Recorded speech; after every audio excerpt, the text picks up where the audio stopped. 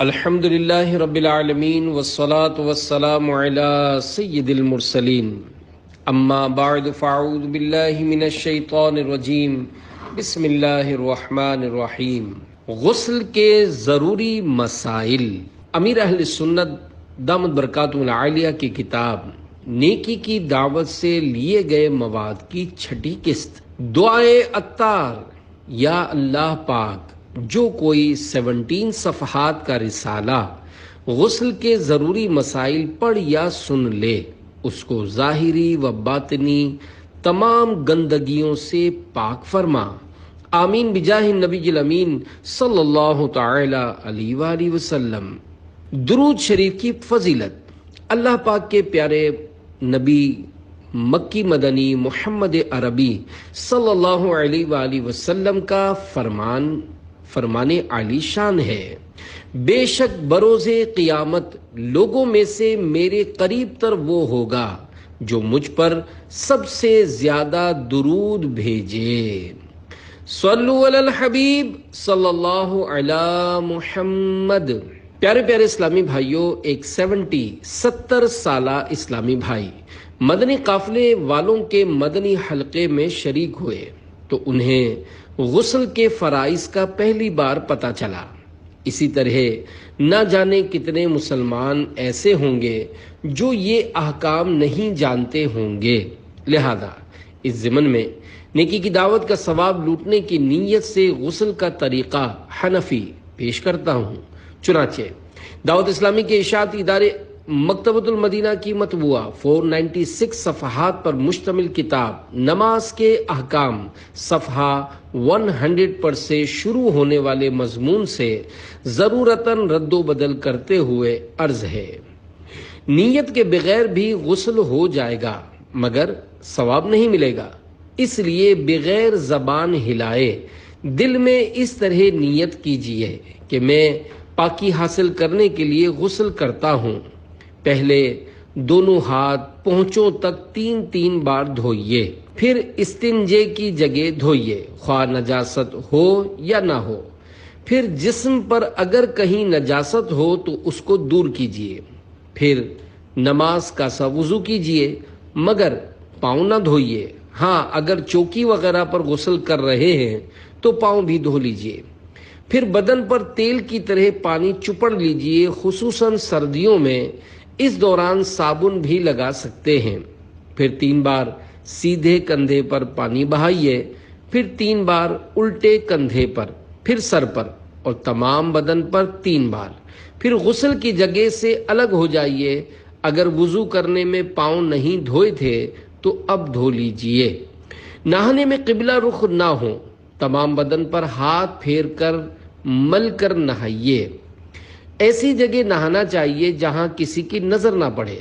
اگر یہ ممکن نہ ہو تو مرد اپنا سطر یعنی ناف سے لے کر دونوں گھٹنوں سمیت کسی موٹے کپڑے سے چھپا لے، موٹا کپڑا نہ ہو تو حسب ضرورت 2 یا 3 کپڑے لپیٹ لے، کیونکہ باریک کپڑا ہوگا تو پانی سے بدن پر چپک جائے گا اور معاذ اللہ عز وجل گھٹنوں یا رانوں وغیرہ کی رنگت ظاہر ہوگی۔ عورت کو تو اور بھی زیادہ احتیاط کی حاجت ہے، دوران غسل کسی قسم کی گفتگو مت کیجیے، کوئی دعا بھی نہ پڑھیے، نہانے کے بعد تولیے وغیرہ سے بدن پہنچنے میں حرج نہیں، نہانے کے فوراً بعد کپڑے پہن لیجیے، اگر مکروہ وقت نہ ہو تو 2 رکعت نفل ادا کرنا مستحب ہے۔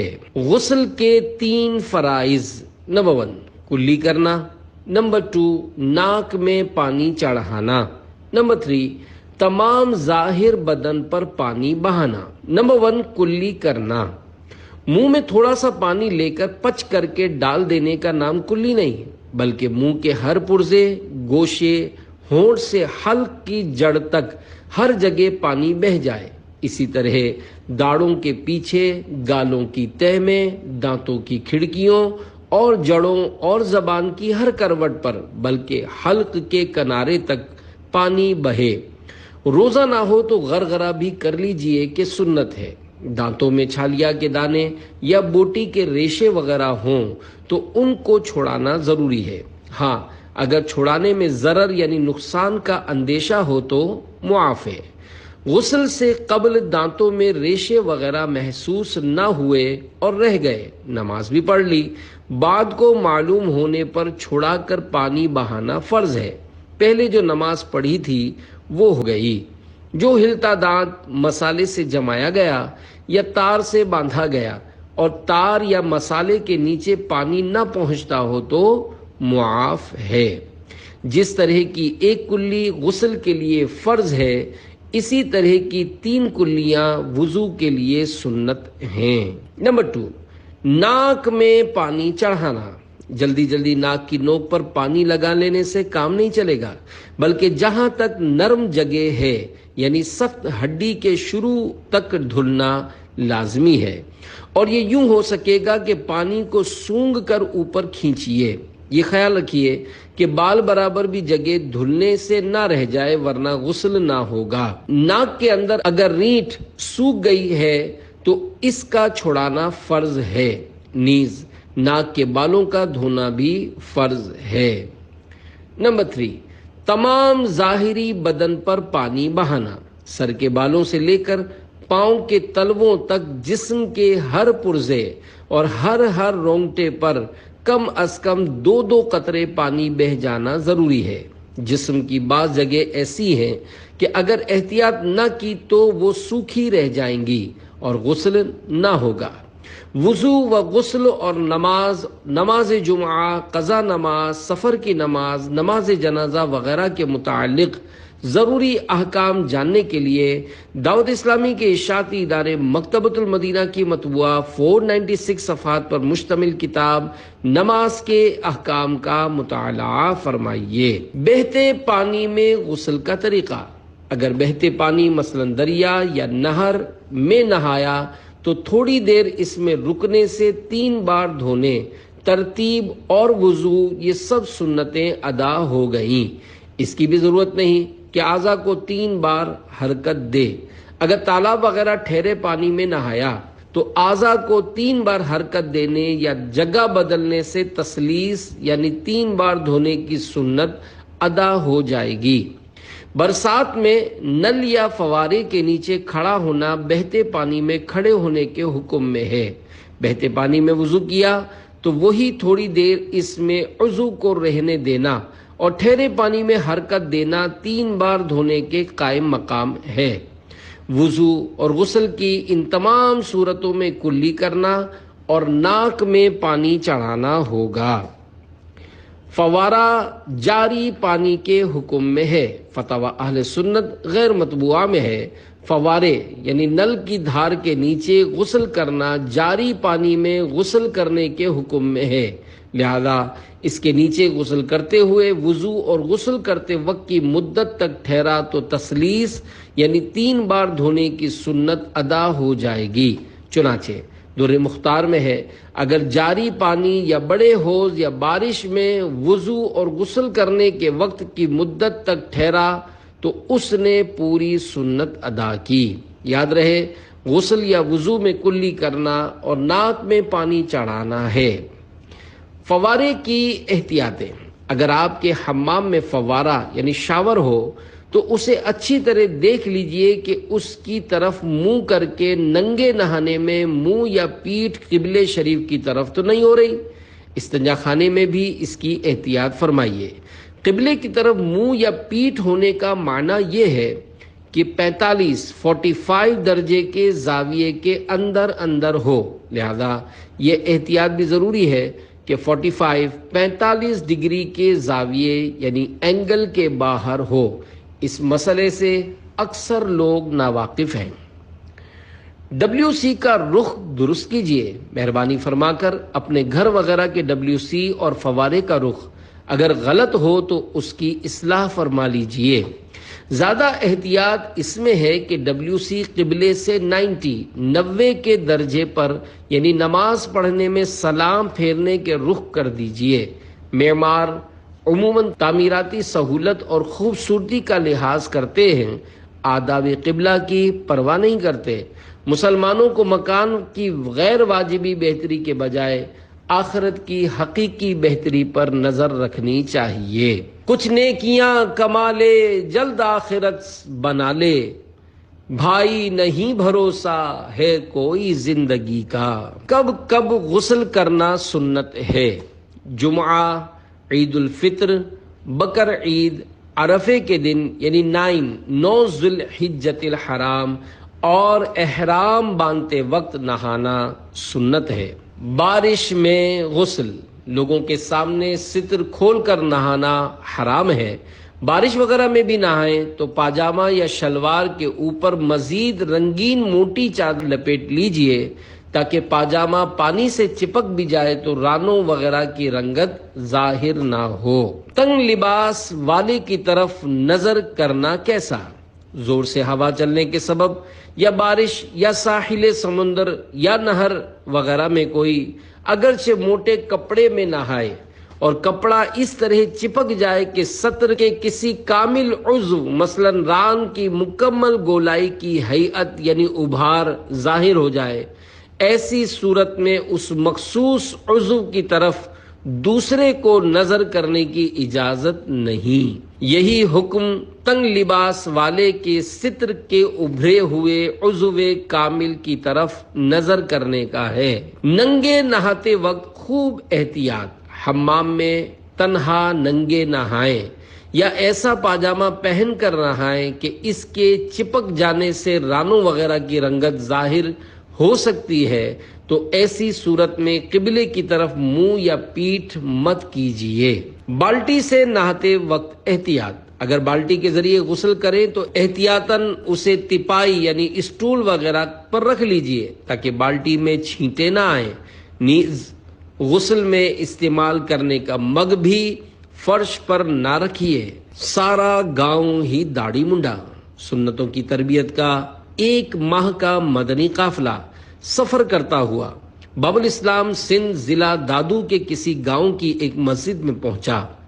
وہاں مؤذن صاحب موجود نہ تھے، لہذا خود ہی اذان دی۔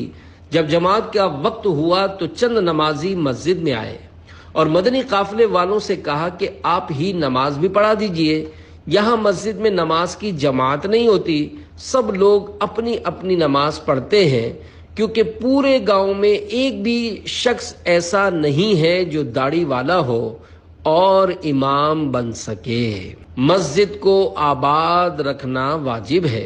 پیارے پیارے اسلامی بھائیوں، واقعی مقام عبرت ہے، دنیا کی محبت میں بڑی نحوست ہے کہ اس کی مصروفیت نے مذکورہ گاؤں کے باشندوں کو اللہ عز و جل کی عبادت سے محروم کر دیا اور خانہ خدا عز و جل یعنی مسجد ویران ہو گئی۔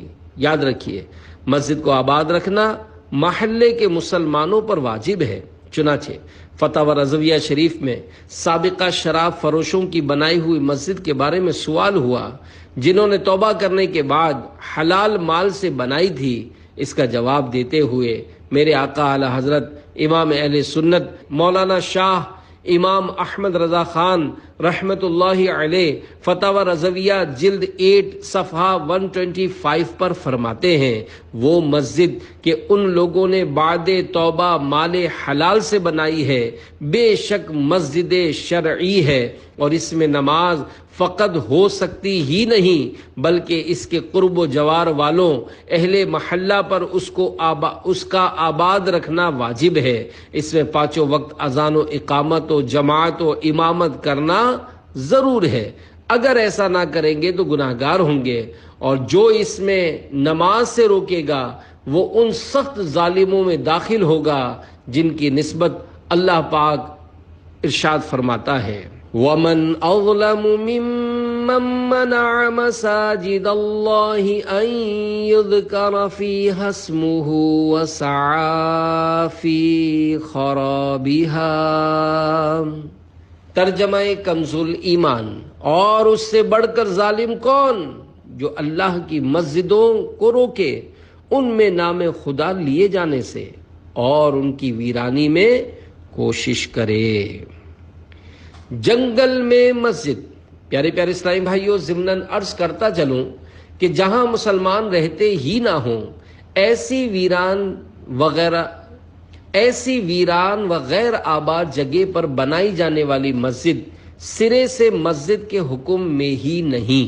چنانچہ ایک سوال کے جواب میں میرے آقا اعلی حضرت امام اہل سنت مولانا شاہ امام احمد رضا خان رحمت اللہ علیہ فتاوی رضویہ جلد 16 صفحہ 505 پر فرماتے ہیں، جبکہ یہ صحیح ہو کہ وہ جگہ آباد نہیں ہو سکتی اور وہ مسجد کام میں بھی نہ آئے گی تو وہ مسجد نہ ہوئی۔ ان اینٹوں اور روپے کو دوسری مسجد میں صرف یعنی استعمال کر سکتے ہیں۔ عالمگیری میں ہے، کسی شخص نے جنگل یا ویرانے میں مسجد بنائی جہاں کسی کی رہائش نہ ہو اور لوگوں کا وہاں سے گزر بھی کم ہو تو وہ مسجد نہ ہوگی، کیونکہ اس جگہ مسجد بنانے کی حاجت نہیں ہے۔ کرے مسجدیں جو بھی آباد مولا، تو رکھ اس مسلمان کو شاد مولا۔ صلو علی الحبیب صلی اللہ علی محمد۔ 9 غیر مسلموں کا قبول اسلام۔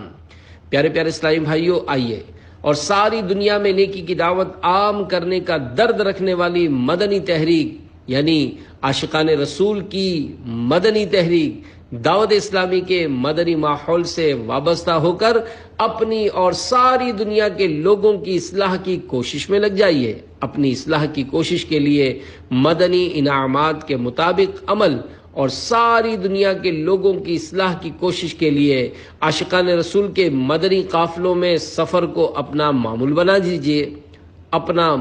بنا لیجئے۔ آپ کی ترغیب و تحریض کے لیے ایک مشک بار مدنی بہار آپ کے گوش گزار کی جاتی ہے۔ چنانچہ باب الاسلام سندھ کے مشہور شہر حیدرآباد کے ایک 3 روزہ مدنی قافلہ حیدرآباد شہر سے ایک 3 روزہ مدنی قافلہ ٹنڈو آدم نامی شہر میں پہنچا۔ تیسرے دن ایک شخص نے مسجد کے باہر کھڑے ہو کر امیر قافلہ سے ملنے کی خواہش ظاہر کی۔ ملاقات ہونے پر اس آدمی نے بطور غیر مسلم اپنا تعارف کروانے کے بعد اسلام کی بہت تعریف کی۔ امیر قافلہ نے اسلام کی طرف مائل دیکھ کر اس پر انفرادی کوشش کی، جس کی برکت سے کچھ ہی دیر میں الحمدللہ عز وجل اس نے اسلام قبول کر لیا اور کہنے لگا کہ میرے گھر والوں کو بھی چل کر اسلام کی دعوت دیجیے، میرے گھر والوں کو بھی چل کر اسلام کی دعوت پیش کیجیے۔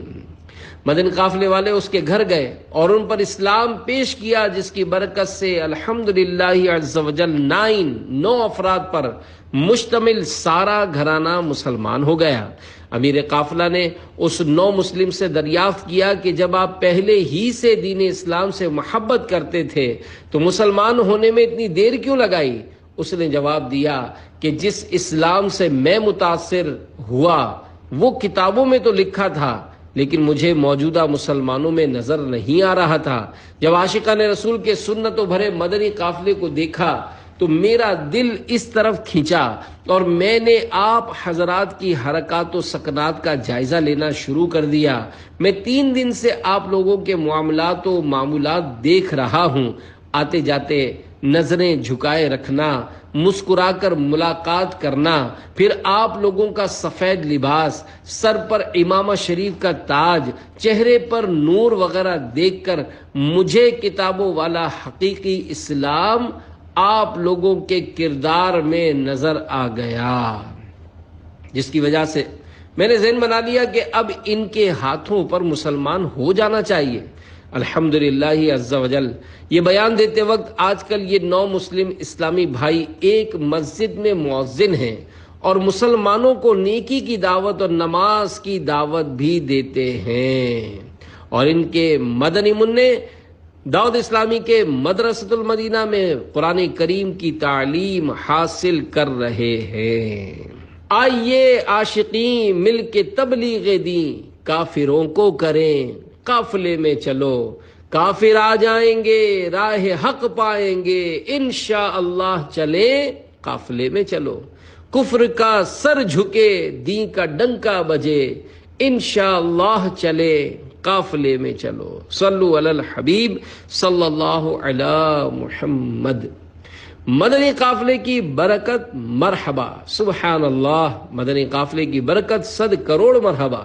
تمام اسلامی بھائی پابندی کے ساتھ ہر ماہ کم از کم 3 دن اور سالانہ یکمشت 1 ماہ کے مدنی قافلے میں عاشقان رسول کے ساتھ سنتوں بھرے سفر کی ضرور سعادت حاصل کیا کریں۔ بیان کردہ خوشگوار خوشبودار مدنی بہار میں ماشاء اللہ 9 غیر مسلموں کے ہدایت پانے اور دامن اسلام میں آنے کا ایمان افروز بیان ہے۔ واقعی بڑے سعادت مند ہیں وہ اسلامی بھائی جن کی کوششوں سے کوئی غیر مسلم کفر کے اندھیرے سے ایمان کی روشنی کی طرف نکل آئے، یا کوئی مسلمان گناہوں سے تائب ہو کر سنتوں بھری زندگی گزارنے پر کمر بستہ ہو جائے۔ یا رب مصطفیٰ عز و جل ہماری بے حساب مغفرت فرما، ہمیں سنتوں کا مخلص مبلغ بنا، پابندی سے مدنی قافلوں میں سفر کی سعادت دے اور مدنی انعامات کا عامل بن کر دوسروں کو بھی مدنی انعامات پر عمل کرنے والا بنانے کی توفیق رفیق مرحمت فرما۔ نہ نیکی کی دعوت میں سستی ہو مجھ سے، بنا شائق قافلہ یا الہی۔ آمین بجاہ النبی الامین صلی اللہ علیہ وآلہ وسلم۔ صلو علی الحبیب صلی اللہ علی محمد۔ خضر و الیاس علیہم السلام کے بارے میں دلچسپ معلومات۔ عرض، حضرت خضر علیہ السلام نبی ہیں یا نہیں؟ ارشاد، جمہور یعنی اکثر کا مذہب یہی ہے اور صحیح بھی یہی ہے کہ وہ نبی ہیں، زندہ ہیں۔ انبیاء کرام علیہ السلام زندہ ہیں۔ اعلیٰ حضرت رحمت اللہ علیہ نے پھر فرمایا 4 نبی زندہ ہیں کہ ان کو وفات کی صورت میں وعدہ الہیہ ابھی آیا ہی نہیں۔ یوں تو ہر نبی زندہ ہے جیسا کہ حدیث پاک میں آتا ہے۔ ترجمہ، بے شک اللہ عز و جل نے حرام کیا ہے زمین پر کے انبیاء علیہ السلام کے جسموں کو خراب کرے۔ تو اللہ عز و جل کے نبی زندہ ہیں، روزی دیے جاتے ہیں۔ انبیاء علیہ السلام پر ایک آن کو محض تصدیق وعدہ الہیہ کے لیے موت طاری ہوتی ہے، بعد اس کے پھر ان کو حیات حقیقی حصی دنیاوی یعنی دنیا جیسی زندگی عطا ہوتی ہے۔ خیر، ان 4 میں سے 2 آسمان پر ہیں اور 2 زمین پر۔ خضر و الیاس علیہم السلام زمین پر ہیں اور ادریس و عیسیٰ علیہم السلام آسمان پر۔ سب کو موت کا ذائقہ چکھنا ہے۔ عرض، حضور ان 4 نبیوں پر موت طاری ہوگی؟ ارشاد، ضرور ہوگی۔ پارہ 4 آل عمران کی آیت نمبر 185 میں ہے، کل نفس ذائقۃ الموت۔ ترجمہ کنز ایمان، ہر جان کو موت چکھنی ہے۔ پھر فرمایا، جب یہ یعنی پارہ 27 سورہ رحمان کی آیت نمبر 26 نازل ہوئی، کل من علیہا فان۔ ترجمہ کنز ایمان، زمین پر جتنے ہیں سب کو فنا ہے۔ فرشتے خوش ہوئے کہ ہم بچے، کہ ہم زمین پر نہیں۔ جب دوسری یعنی پارہ 4 سورہ آل عمران کی آیت 185 نازل ہوئی، کل نفس ذائقۃ الموت۔ ترجمہ کنز ایمان، ہر جان کو موت چکھنی ہے۔ ملائکہ نے کہا اب ہم بھی گئے، یعنی ہمیں بھی موت آئے گی۔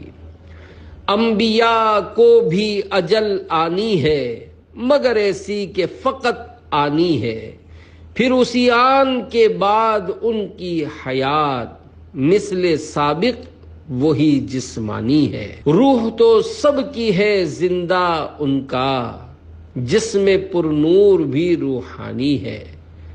شرح کلام رضا، سرکار اعلیٰ حضرت رحمت اللہ علیہ کے مذکورہ اشعار کا خلاصہ یہ ہے کہ پارہ 4 سورہ آل عمران آیت نمبر 185 میں وارد شدہ رب الانام عز وجل کا ارشاد گرامی کل نفس ذائقۃ الموت، ترجمہ کنز ایمان، ہر جان کو موت چکھنی ہے، کے مطابق انبیاء علیہ السلام پر موت طاری ہوگی، مگر صرف ایک آن یعنی لمحے بھر کے لیے، پھر پہلے ہی کی طرح روح لوٹا دی جاتی ہے۔ ہر انسان کی روح زندہ رہتی ہے، مگر انبیاء علیہ السلام کے مبارک جسم بھی سلامت رہتے ہیں۔ حدیث پاک میں ہے انبیاء علیہ السلام اپنی قبروں میں زندہ ہیں اور نماز بھی پڑھتے ہیں۔ ایک اور حدیث پاک میں ہے بے شک اللہ عز و جل نے زمین پر حرام فرما دیا کہ وہ انبیاء کرام کے بدن کو کھائے۔ اللہ عز و جل کے نبی زندہ ہیں اور ان کو روزی دی جاتی ہے۔ ہر نبی زندہ ہے۔ جب ہر نبی زندہ ہے تو پھر میرے پیارے پیارے آقا مکی مدنی مصطفیٰ صلی اللہ علیہ وآلہ وسلم کیوں زندہ نہ ہوں گے؟ اور عاشق رسول اعلی حضرت رحمت اللہ علیہ بارگاہ رسالت صلی اللہ علیہ وآلہ وسلم میں جھوم جھوم کر کیوں نہ عرض کریں تو زندہ ہے واللہ، تو زندہ ہے واللہ، میرے چشم عالم سے چھپ جانے والے، شرح کلام رضا، دنیاوی اور ظاہری آنکھوں سے اے میرے چھپ جانے والے اور مجھے بظاہر نظر نہ آنے والے، خدا کی قسم آپ زندہ ہیں، اللہ پاک کی قسم آپ زندہ ہیں۔ صلو علی الحبیب صلی اللہ علی محمد۔ نیکی کی دعوت دینے والے کی تعریف اللہ عز و جل کا قرآن مجید میں فرمان عالی شان ہے۔ وَمَنْ أَحْسَنُ قَوْلًا مِّمَّنْ دَعَا إِلَى اللَّهِ وَعَمِلَ صَالِحًا وَقَالَ إِنَّنِي مِنَ الْمُسْلِمِينَ۔ ترجمہ کنز ایمان، اور اس سے زیادہ کس کی بات اچھی جو اللہ کی طرف بلائے اور نیکی کرے اور کہے میں مسلمان ہوں۔ اس آیت مبارکہ کے تحت صدر الافاضل حضرت علامہ مولانا سید محمد نعیم الدین مراد آبادی رحمت اللہ علیہ لکھتے ہیں حضرت عائشہ صدیقہ رضی اللہ عنہا نے فرمایا کہ میرے نزدیک یہ آیت مؤذنوں کے حق میں نازل ہوئی، اور ایک قول یہ بھی ہے کہ جو کوئی کسی طریقے پر بھی اللہ تعالی کی طرف دعوت دے وہ یعنی ہر نیکی کی دعوت دینے والا اس میں داخل ہے۔ جو نیکی کی دعوت کی دھومیں مچائے میں دیتا ہوں اس کو دعائے مدینہ۔ صلو علی الحبیب صلی اللہ علی محمد۔ بہترین آدمی کی خصوصیات۔ اللہ پاک کے آخری نبی محمد عربی صلی اللہ علیہ وآلہ وسلم ایک مرتبہ ممبر اقدس پر جلوہ فرما تھے کہ ایک صحابی رضی اللہ عنہ نے عرض کی یا رسول اللہ صلی اللہ علیہ وآلہ وسلم لوگوں میں سب سے اچھا کون ہے؟ فرمایا لوگوں میں سے وہ شخص سب سے اچھا ہے جو کثرت سے قرآن کریم کی تلاوت کرے، زیادہ متقی ہو، سب سے زیادہ نیکی کا حکم دینے اور برائی سے منع کرنے والا ہو، اور سب سے زیادہ صلہ رحمی یعنی رشتہ داروں کے ساتھ اچھا برتاؤ کرنے والا ہو۔ تلاوت، پرہیزگاری، نیکی کی دعوت اور صلہ رحمی۔ پیارے پیارے اسلامی بھائیوں، خوب ثواب لوٹنے کی نیت سے بیان کردہ حدیث مبارکہ کی روشنی میں کچھ نیکی کی دعوت پیش کرنے کی سعادت حاصل کرتا ہوں۔ اس روایت میں سب سے اچھے آدمی کی 4 خصوصیات بیان کی گئی ہیں۔ نمبر 1 بکثرت تلاوت، نمبر 2 خوب پرہیزگاری، نمبر 3 سب سے زیادہ نیکی کی دعوت دینا اور برائی سے ممانعت کرنا، اور نمبر 4 رشتہ داروں سے حسن سلوک۔ واقعی یہ چاروں نہایت ہی عمدہ صفات ہیں، اللہ عز و جل نصیب کرے، آمین۔ ان چاروں کے فضائل ملاحظہ ہوں۔ نمبر 1 حضرت سیدنا ابو ہریرہ رضی اللہ عنہ سے مروی ہے کہ رسول اللہ صلی اللہ علیہ وآلہ وسلم نے فرمایا قیامت کے دن قرآن پڑھنے والا آئے گا تو قرآن عرض کرے گا یا رب عز وجل اسے حلہ یعنی جنت کا لباس پہنا، تو اسے کرامت کا حلہ یعنی بزرگی کا جنتی لباس پہنایا جائے گا۔ پھر قرآن عرض کرے گا یا رب عز وجل اس میں اضافہ فرما، تو اسے کرامت کا تاج پہنایا جائے گا۔ پھر قرآن عرض کرے گا یا رب عز وجل اس سے راضی ہو جا، تو اللہ عز وجل اس سے راضی ہو جائے گا۔ پھر اس قرآن پڑھنے والے سے کہا جائے گا قرآن پڑھتا جا اور جنت کے درجات طے کرتا جا، اور ہر آیت پر اسے ایک نعمت عطا کی جائے گی۔ نمبر 2، پرہیزگاروں کو آخرت میں کامیابی کی نوید یعنی خوشخبری سنائی گئی ہے۔ چنانچہ پارہ 25 سورۃ الزخرف آیت نمبر 35 میں ارشاد ہوتا ہے وَالْآخِرَةُ عِندَ رَبِّكَ لِلْمُتَّقِينَ، ترجمہ کنز الایمان، اور آخرت تمہارے رب کے پاس پرہیزگاروں کے لیے ہے۔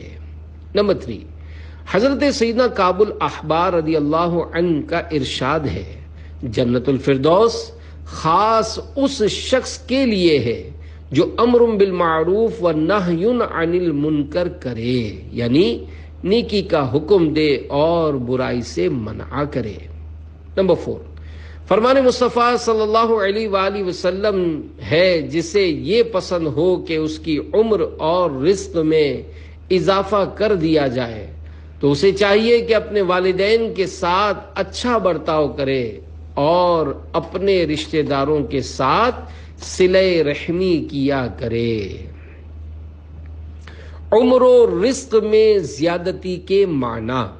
دعوت اسلامی کے اشاعتی ادارے مکتبۃ المدینہ کی مطبوعہ 1197 صفحات پر مشتمل کتاب بہار شریعت جلد 3 صفحہ 560 پر صدر الشریعہ بدر الطریقہ حضرت علامہ مولانا مفتی محمد امجد علی اعظمی رحمت اللہ علیہ فرماتے ہیں حدیث میں آیا ہے کہ صلہ رحم سے عمر زیادہ ہوتی ہے اور رزق میں وسعت یعنی زیادتی ہوتی ہے۔ بعض علماء نے اس حدیث کو ظاہر پر حمل کیا ہے، یعنی حدیث کے ظاہری معنی ہی مراد ہے، یعنی یہاں قضا معلق مراد ہے کیونکہ قضا مبرم ٹل نہیں سکتی۔ قضا سے مراد یہاں قسمت ہے۔ قضا کی اقسام اور اس کے بارے میں تفصیلات جاننے کے لیے مکتبۃ المدینہ کی مطبوعہ بہار شریعت جلد اول صفحہ 14 تا 17 کا مطالعہ کیجیے، خصوصاً مجلس المدینہ العلمیہ کی طرف سے دیے گئے حواشی بے مثال اور متعدد وساوس کا علاج ہیں۔ اذا جاء اجلهم فلا يستأخرون ساعة ولا يستقدمون، ترجمہ کنز الایمان، جب ان کا وعدہ آئے گا تو ایک گھڑی نہ پیچھے ہٹیں نہ آگے بڑھیں۔ اور بعض علماء کرام رحمہم اللہ السلام نے فرمایا کہ زیادتی عمر کا یہ مطلب ہے کہ مرنے کے بعد بھی اس کا ثواب لکھا جاتا ہے، گویا وہ اب بھی زندہ ہے، یا یہ مراد ہے کہ مرنے کے بعد بھی اس کا ذکر خیر لوگوں میں باقی رہتا ہے۔ ہاتھوں ہاتھ پھوپھی سے صلح کر لی۔ پیارے پیارے اسلامی بھائیوں، آج کل بات بات پر لوگ رشتہ داریاں کاٹ کر رکھ دیتے ہیں، لہذا آپس میں محبت کی فضا قائم ہونے کی خواہش کی اچھی نیت کے ساتھ مزید ثواب کمانے کے لیے رشتہ داروں کے ساتھ حسن سلوک کے ضمن میں نیکی کی دعوت پیش کرتے ہوئے مزید مدنی پھول پیش کرنے کی سعی کرتا ہوں۔ حضرت سیدنا ابو ہریرہ رضی اللہ عنہ ایک مرتبہ رسول اللہ صلی اللہ علیہ وآلہ وسلم کی احادیث مبارکہ بیان فرما رہے تھے۔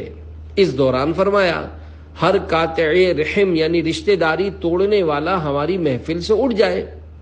ایک نوجوان اٹھ کر اپنی پھوپھی کے ہاں گیا جس سے اس کا کئی سال پرانا جھگڑا تھا۔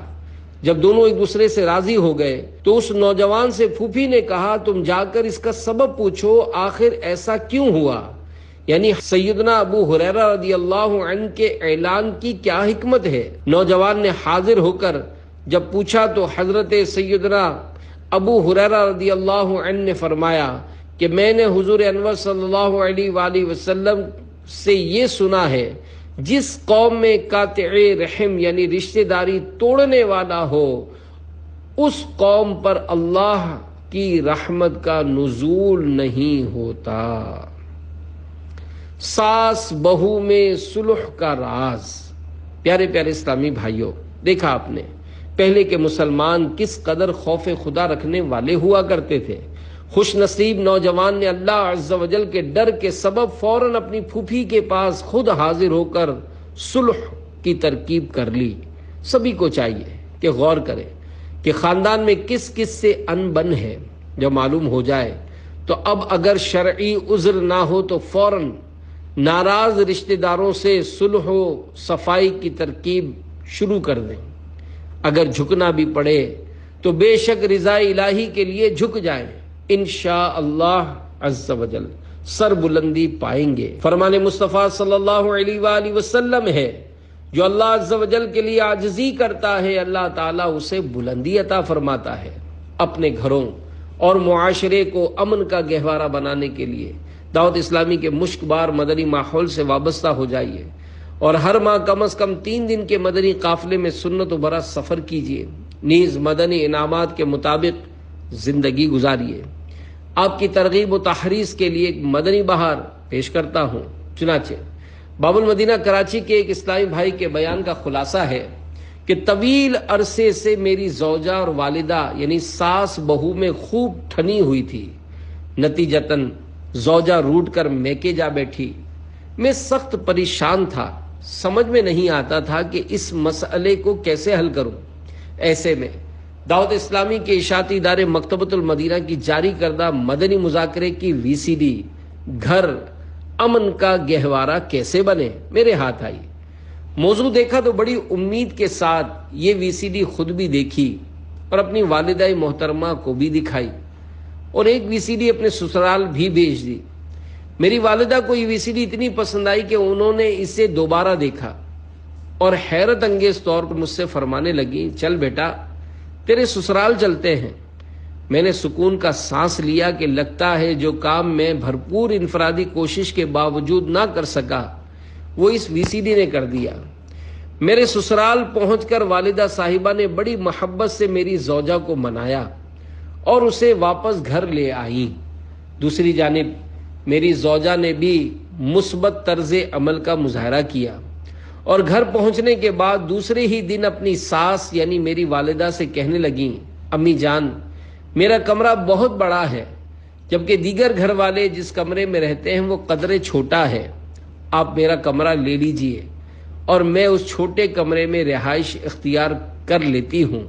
الحمدللہ عز و جل ہمارا گھر جو فتنے اور فساد کا شکار تھا، دعوت اسلامی کی برکت سے امن کا گہوارہ بن گیا۔ مدنی مذاکرے کی مذکورہ VCD گھر امن کا گہوارہ کیسے بنے مکتبۃ المدینہ سے ہدیتاً لی جا سکتی ہے، اور دعوت اسلامی کی ویب سائٹ www.dawatislami.net پر دیکھی اور سنی جا سکتی ہے۔ خارش کا علاج۔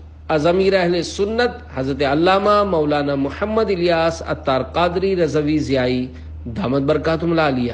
روزانہ نہانا صحت کے لیے مفید ہے، اور اگر آپ کو خارش ہے تو روزانہ کوئی سا صابن اچھی طرح لگا کر نہائیے، اور اگر سوکھی خارش ہو تو خوب مل کر بلکہ بازار سے نہانے کے استعمال کا لمبے ہینڈل والا پلاسٹک کا برش خرید کر اس سے اچھی طرح رگڑ کر غسل کیجئے۔ جو کپڑے اتارے ہیں وہ دھوپ میں ڈال دیجئے تاکہ جراثیم مر جائیں۔ دوسرے دن نہا کر پہلے دن جو اتارے تھے وہ پہن لیجئے، اور آج جو اتارے ہیں وہ دھوپ میں ڈال دیجئے۔ یہ عمل روزانہ جاری رکھیے، انشاءاللہ عز و جل خارش میں کافی راحت محسوس کریں گے۔ اگر دھوپ میں ڈالنا ممکن نہ ہو تو کسی بھی مناسب جگہ پر رسی وغیرہ پر ڈال دیجئے، مگر دھوپ زیادہ مفید ہے۔ میڈیکل اسٹور سے خارش میں استعمال کے خصوصی صابن بھی مل سکتے